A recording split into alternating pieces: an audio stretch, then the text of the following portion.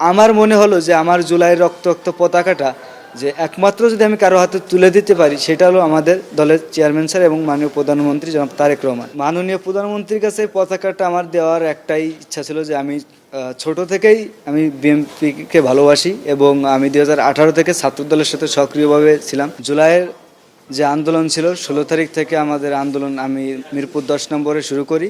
তো ওইখান থেকেই 18 তারিখে আমি গুলিবিদ্ধ হই এবং 34শে জুলাই যখন আমরা অবস্থান করি, তো দুপুর টাইমে ওখানে অনেক গুলাগুলি হইতেছিল, বিকেলেও হইতেছিল। তো তৎক্ষণিক যখন পুলিশ ঘেরাও করে এবং আমাদের চারিদিক থেকে ছাত্রলীগ পুলিশ ঘেরাও করে, তো আমার যত ভাই বোনেরা ছিল সবাই পিছন দিকে চলে যাইতেছিল, মানে সামনের দিকে কেউই আগে হইতেছিল, মানে এক পা আগইলে 2 পা পিছ হইতে যাইতেছিল। তো ওইখান থেকে আমার মাথায় একটা চিন্তা আসে যে আমি যদি আমার বাংলাদেশের স্বাধীন পতাকা নিয়ে আমি এই ফ্লাইওভারের উপর উঠে দাঁড়াতে পারি, তাহলে হয়তো আমার ভাই এবং আমার বোনেরা, আমার সহযোদ্ধারা আমাকে রেখে চলে যাবে না। তো ওইখান থেকেই আমি তৎক্ষণিক মিরপুর ফ্লাইওভারের উপরে উঠি এবং আমার বাংলাদেশের স্বাধীনতা পতাকা আমি ওইখানে উত্তোলন করে দিই।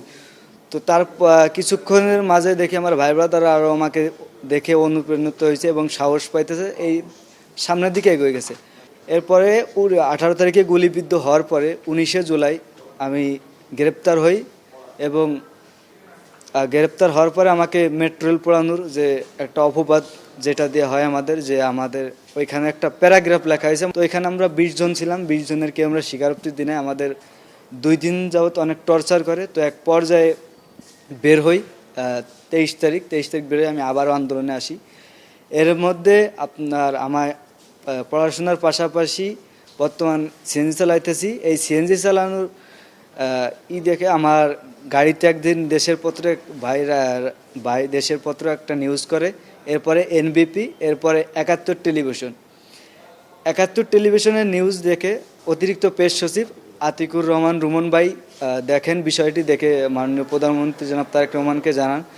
তো উনি বিষয়টা দেখে আমাকে এখানে ডাকেন এবং আমি যখন যাই, আমাদের মাননীয় প্রধানমন্ত্রী জনাব তারেক রহমান, আমি ভিতরে ঢোকার মাত্রই যখন আমার নাম ধরে ডাক দিছে, আসলে এই যে অনুভূতিটা, এটা ভাষায় প্রকাশ করার মতো না। যে আমাদের একজন মাননীয় প্রধানমন্ত্রী, আমি ভিতরে ঢোকার মতো আমার নাম ধরে ডাকছে এবং তিনি আমার ভিডিওটি দেখছে। মাননীয় প্রধানমন্ত্রীর কাছে পতাকাটা আমার দেওয়ার একটাই ইচ্ছা ছিল যে আমি ছোট থেকেই আমি বিএনপিকে ভালোবাসি এবং আমি 2018 থেকে ছাত্র দলের সাথে সক্রিয়ভাবে ছিলাম এবং প্রেসিডেন্ট জিয়াউর রহমান এবং মরহুমা বেগম খালেদা জিয়া এবং বর্তমান মাননীয় প্রধানমন্ত্রী জনাব তারেক রহমান, তাদের যে একটা ধারাবাহিক আছে, আপনি দেখে থাকবেন আপনারা, যে জিয়াউর রহমান এবং মরহুমা খালেদা জিয়া তারা কিন্তু বিগত দিন ধরে স্বৈরাচারের বিরুদ্ধে আন্দোলন সংগ্রাম লড়াই করে গেছে। তো ওইখানে কিন্তু আমাদের চেয়ারম্যান স্যার একজন আন্দোলন সংগ্রাম করা। তো আমার মনে হলো যে আমার জুলাইয়ের রক্তাক্ত পতাকাটা যে একমাত্র যদি আমি কারো হাতে তুলে দিতে পারি সেটা হলো আমাদের দলের চেয়ারম্যান স্যার এবং মাননীয় প্রধানমন্ত্রী জনাব তারেক রহমান।